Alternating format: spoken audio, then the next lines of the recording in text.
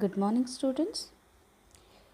We'll continue the chapter Long Walk to Freedom written by Nelson Mandela. And this is online class for Standard 10 English for DAV Public School, Gumla. And today we'll do the remaining part of the chapter.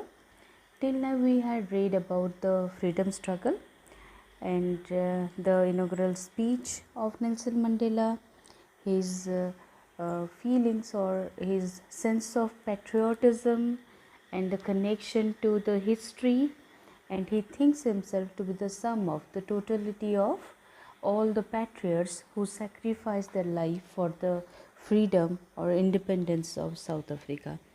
And let's see what is there next.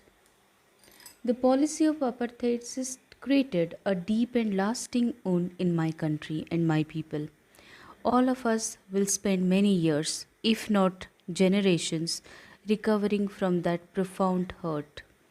But the decades of oppression and brutality had another unintended effect.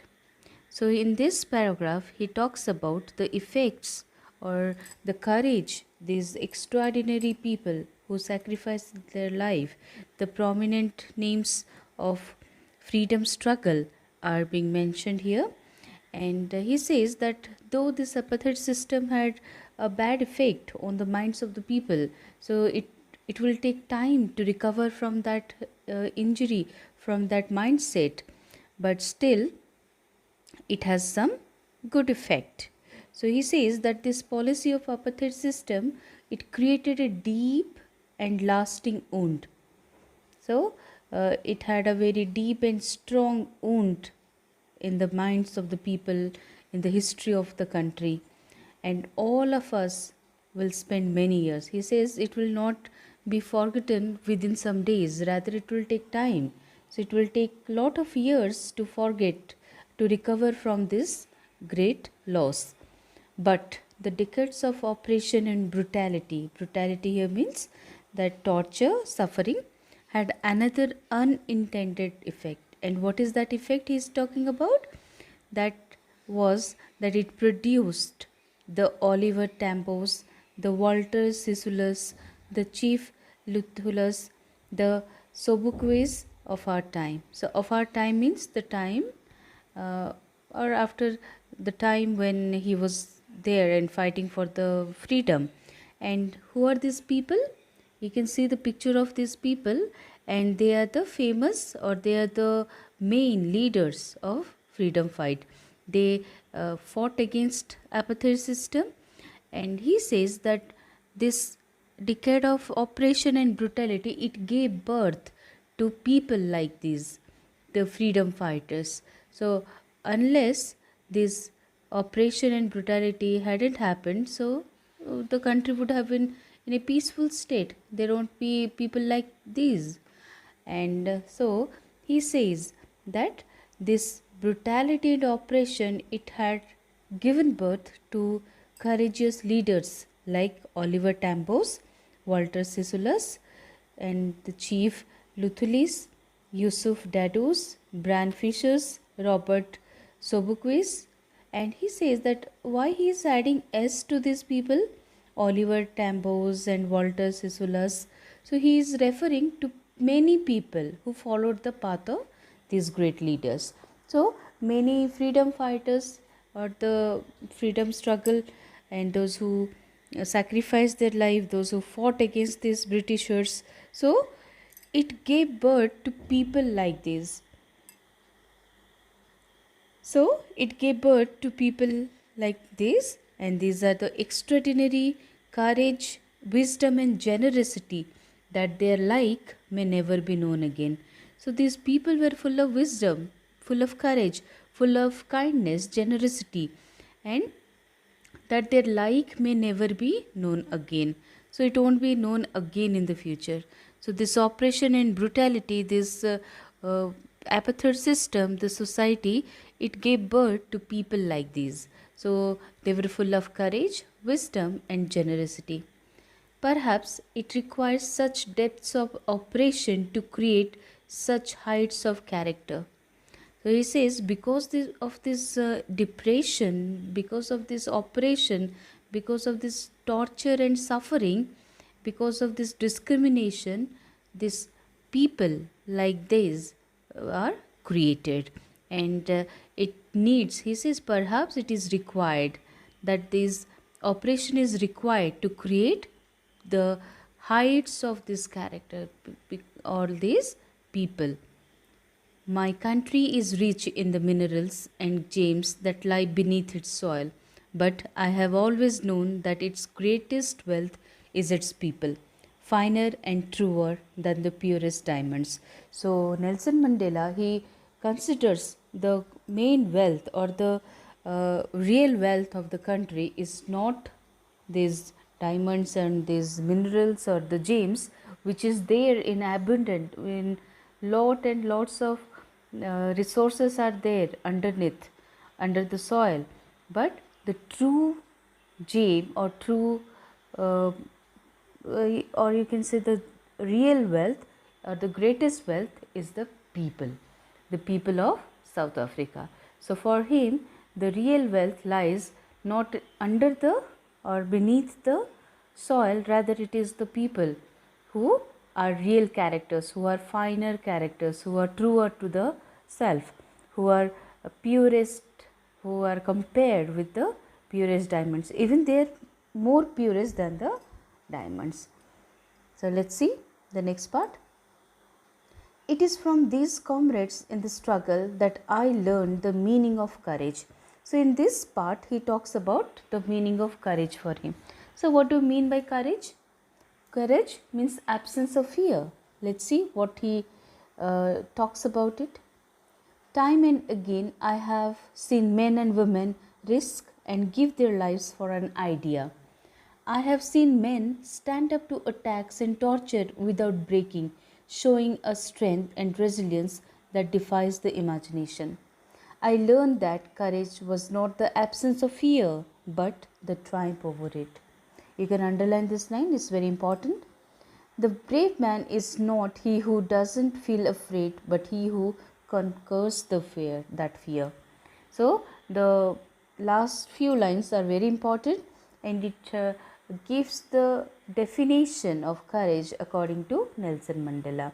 So Nelson Mandela is saying that it is from these comrades. Comrades here means the people who were the freedom fighters, the long list of freedom fighters who fought for their country. So comrades in the struggle that I learned the meaning of courage. From them he learned the courage, the meaning of courage. And he says that he has seen people, men and women, everybody sacrificing their life for one cause, for one idea. And he has seen people standing up, fighting against the attacks and the tortures of Britishers, and they didn't break without breaking, and they showed strength and resilience. Resilience means the ability to deal with any kind of hardship and recover from its effect.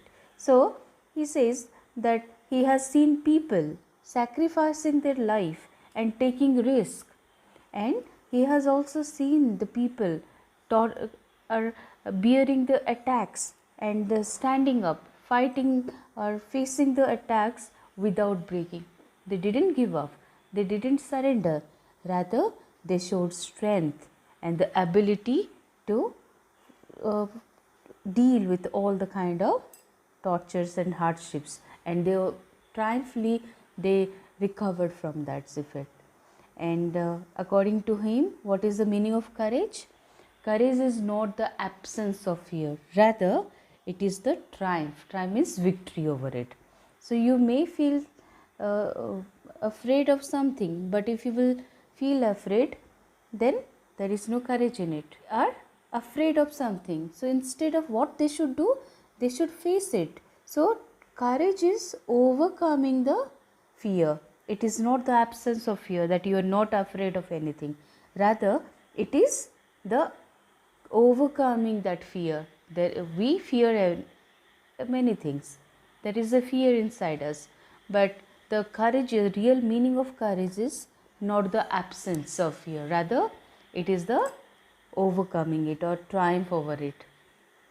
The brave man is not he who doesn't feel afraid, rather, the person who conquers that fear. So, in life, you may face many problems. So, small problems may appear to you big, but it is, you shouldn't be afraid of that. Rather, you should talk to others, you should share your feelings, and you should conquer. So, that's the spirit. That is the spirit of a brave man. And there is no problem which can't be solved, isn't it? So the parents are there, the teachers are there. So if you have any problem, you can talk with them. You have your friends. So here he says that the brave man is not he who doesn't feel afraid, but he who conquers that fear. So I think it will inspire you, it will motivate you, and you shouldn't fear anything, rather you should overcome. If there is something which troubles you, you should overcome it. No one is born hating another person because of the color of his skin, or his background, or his religion. People must learn to hate, and if they can learn to hate, they can be taught to love, for love comes more naturally to the human heart than its opposite. So in this paragraph he talks about the two aspects of life, or love and hate. So according to him, love is a natural thing. So love comes easily, love comes naturally to people, and we are the people who teach to hate others. Okay, so when we can teach hate, so why not love? So no one is born hating another people. When somebody is born, he doesn't start hating others, and because the color is different, or the background, he is high, he is rich, he is poor, or his religion. So people are born loving each other, isn't it? The children, small kids, you have seen that they are very mixing. They don't discriminate between people or between things. So they are fun loving. They are easily accepting the things of life. So very innocent. But when he grows up, it is the society, it is the human beings who teach him to be, you can say, bad, to hate others. So all these negative qualities are taught by the society and the people. But when the child is born, he is pure, he is innocent, and he doesn't start hating others because of the color of the skin, because of his background or religion. And people must learn to hate, and it is the people who teach them to hate. And he says, Nelson Mandela says, that if you can teach somebody to hate, then love is a natural thing, it will be easily taught. Then why don't you teach love? For love comes more naturally to the human heart than its opposite. Even in the grimiest times in prison, so he talks about the darkest years of his life. So he says, grimiest means very saddest time in the prison, when my comrades and I were pushed to our limits, when they were tortured. So they were pushed to the last point to bear the pain. So they were given lot of torture, suffering. So he says that during the time when he was in jail, he was in his prison, he would see a glimmer of humanity in one of the guards, perhaps just for a second. But it was enough to reassure me and keep me going. Man's goodness is a flame that can be hidden but never extinguished. So he says that when he and his friends were in prison, and they were accused of treachery, and they were accused to, you can say, of disobeying the people, the Britishers. So when they started fighting against these Britishers apartheid system, they were sent to jail. And he says in the jail also, when they were tortured, so he could see the kindness in the eyes of the people, in the guards, and for humanity, the glimmer of a little bit of humanity in the eyes of these people, and in one of the guards. And he says just for a second, but they had to do their duty. So he says that it was enough for him. It was enough to assure himself that there is goodness in the humanity, there is goodness in the man. So man's goodness is a flame that can be hidden. You can hide that, but you cannot extinguish it. So there will be humanity in the heart of the people. So though you are torturing somebody, though you are beating somebody, but still there is some at one corner or the other, there will be goodness. So he says that one can hide the goodness of man, but it can never be extinguished.